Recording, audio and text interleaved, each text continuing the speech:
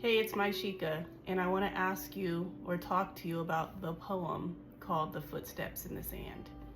I don't know if you've ever heard this poem before, but I do remember seeing it on the wall of a bathroom, either in my mom's house or my grandma's house or some other family member's house. And basically, the poem is talking about footsteps in the sand. And in the poem, the writer is talking about how there were two sets of footsteps in the sand.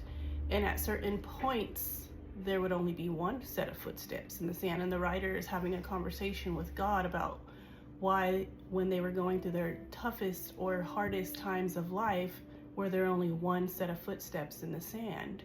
And God basically tells this person, like, in those moments where you only saw one set of footsteps, those were the moments that I carried you. And the last line of the poem says, "It was then that I carried you."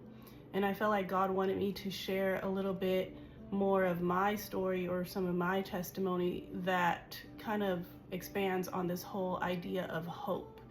And as I was thinking about that, I was kind of asking God, like, well, what parts do you want me to share? And he said, tell them about the times that I carried you.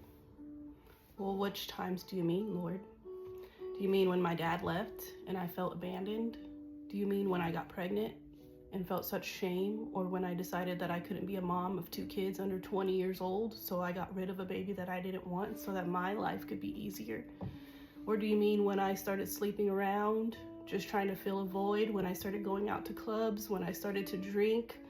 Or do you mean the time when I almost lost my daughter because I thought, oh, I just live down the street, even though I know I had been drinking, I can make it home. I didn't put her in a car seat. I thought, I'm just gonna make it home, nothing's gonna happen. And I got pulled over, guys. I literally got pulled over. I know I was over the limit, but I know that God carried me in that moment. And I took that breathalyzer, and even the officer said to me, I'm pretty sure you're over the limit, but for some reason, it's not showing that. And he let me go. My daughter was not in a car seat. So because of that, the consequences were that CPS was called. Yes, I took my daughter home that night, but eventually CPS came out and they checked my whole apartment, and they were able to see that she had good living conditions. But that for me was a wake-up call, and it was an opportunity for me to see that God was really carrying me through that.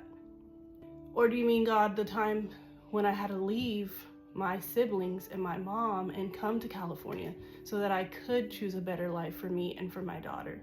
Because that was lonely. I was used to having a big family.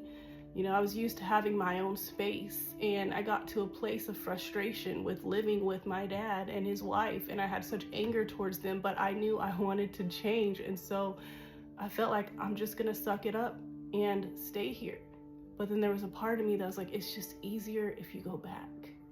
And I was tempted to run back to my old lifestyle, but I know God was carrying me. Or do you mean through my miscarriage? A baby that I've waited so long to have, wanting to do things right, saying, God, I don't want to have another baby unless I'm married and doing things the right way. And then I finally get the news that I'm having a baby, and then I get the news that in a matter of time that baby was gone. Or do you mean the second time I get pregnant, and now this baby has too much fluid on his brain and is said to have issues, and being put in such a place of being afraid that something was going to happen to this baby too? Or do you mean how you carry me every day when I'm afraid, when I want to give up sometimes? Because being a Christian is hard. Making choices that are for eternity is hard. But there's a verse that says, come to me, all you who labor and are heavy laden, and I will give you rest. And that's the part of the poem where God is carrying us. He's carrying us and he's giving us rest. And that's a reason to have hope. So I just wanted to expand on this hope thing a little bit more, because maybe your story is not like my story. Maybe it's even more wild or scary or painful. But the truth is, if you're still living, and if you've made it through those tough moments, tough times, you have a reason for hope.